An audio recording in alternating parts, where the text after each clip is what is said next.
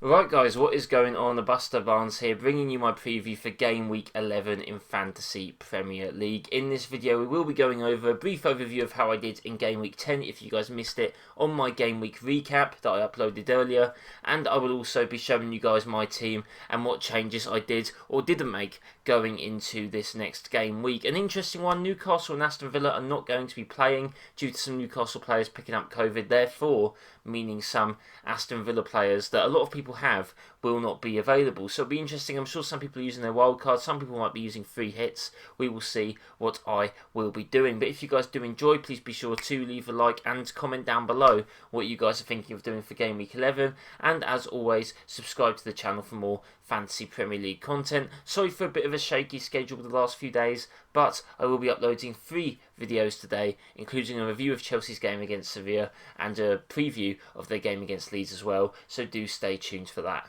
Okay, so as you can see, I got 52 points, 6 points above the average. At the end of the day, 8 points. At the end of the day, I will take it. It's another green arrow for at least the overall ranking. As you can see, some mini leagues are reds, but green arrows overall only climbing a little bit to 117,950. So yeah, not too bad at all. As you can see, some blanks: Martinez, Kilman, Robertson, Son, Ziyech, Calvert-Lewin, Kane. Calvert-Lewin being my captain. Obviously a bit of an annoying choice. I could have got maybe 8 more points if I did captain Fernandes, which would have maybe increased my green arrow along all of my mini leagues, but it's still not too bad. Jota was the man that I brought in and he did deliver, so yeah, can't really complain too much when it is a green arrow and a game week where a lot of people didn't necessarily do that well. So yeah, that is going to be a little quick recap of my team. But with that said, let's get on to how my team is looking going into game week 11.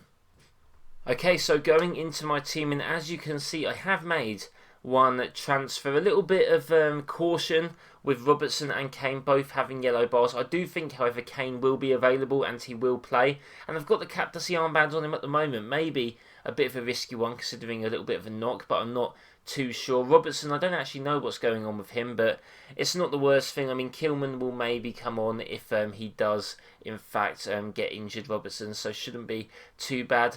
But I've got Johnston in goal at home to Crystal Palace. Palace will have Zaha back, so maybe it's a bit of a struggle, but West Brom's defence has been pretty good lately, so hopefully they can keep a clean sheet. I actually brought him in for my substitute goalkeeper steer, as I did have some extra cash, so Martinez still remains on the bench, and I'm guessing in one of the future game weeks coming up, I can transfer Johnson away for the cheap keeper once again, but not too bad at the moment. Chilwell starts as always, Lamptey starts, both at home to Leeds and Southampton. Hopefully we can see some returns there from them. Mitchell, a bit of question marks away at West Brom. He's not really been necessarily playing all of Palace's games, but you never know. Maybe be looking at getting rid of him soon. But like I said, hopefully Kilman will play. Maybe Wolves will go back to a 3 at the back, so hopefully it's not too awful. I think Brewster, if both Mitchell and Robertson don't play, I think Brewster will probably get some minutes against Leicester as well. So it's not ideal, but in a game week where some people might have, 3 or 4 Aston Villa and Newcastle players, it's not bad considering that I don't have to use my free hit or even take a hit in general on points. Ziyech against Leeds got rested against Sevilla, so he should be starting and hopefully do something. Fernandes away against West Ham. Now he is actually a little bit tempting to captain, not going to lie. He's obviously on penalties and we know Man United like to win them. But I know there's just something. I think Kane's record against Arsenal is quite good, so we'll get onto that in a bit. Son against Arsenal, another captaincy pick. I do think, however, that we need to be careful. Arsenal's form has not been too great, but this is the type of game where they could turn it around. I think they'll be good defensively, so I'm not too sure how many attacking returns we can expect. Jota against Wolves, not 100% sure if he'll start, however, it is against his former club, so you'd like to think that there might be a goal in there for him. Calvert-Lewin away against Burnley. We know Calvert-Lewin does like a challenge, a physical challenge, which he'll get at Burnley, so maybe some goals can come from him as well. His ownership obviously very high. And lastly, Kane, the captain, will hopefully play against Arsenal and, might score a penalty or 2 or something like that. But I'm not 100% sure. This game week, I think, could go one of 2 ways for me. Again, not 100% sure my captain, but, I think this is probably how I am going to go going into this game week 11. So like I said, guys, let me know down below what you guys are doing or have done already. Let me know if you've used a wild card, used a hit, used a chip. I would love to know.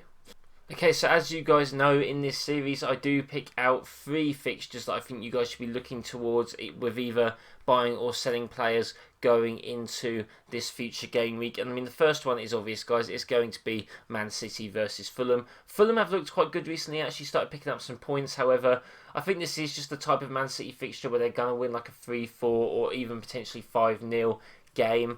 So I think if you have any City assets, you keep them. I haven't got a City asset, which is a little bit scary. I'm not too sure how many people have transferred them in ahead of this. I'm thinking that it might happen eventually, but I was kind of umming and ahhing. I was like, oh, do I get Mahrez? Do I get Jesus? Because you know the Pep Roulette is real and that he's going to be rotating. The only safe bet I really have is De Bruyne, and I didn't really want to get rid of anyone for him at this point. So yeah, going to be a little bit scary on that front. I would actually look at West Brom and Crystal Palace for defensive options. I think if you want defenders from those teams, you should go for it. Goalkeepers as well. Obviously, I brought in Johnston. I think this could definitely be a chance for a 0-0 and therefore a chance to pick up some points in the defence with some maybe cheaper options. The third game I'm going to focus on, I guess, will be Chelsea versus Leeds. And to be honest, I think if you have a Leeds attacker like Bamford, this is not the game to get rid of him. Obviously, he's against his former club. I think there'll be goals in this game from either side of the field. Even though Chelsea defence has looked good, I still think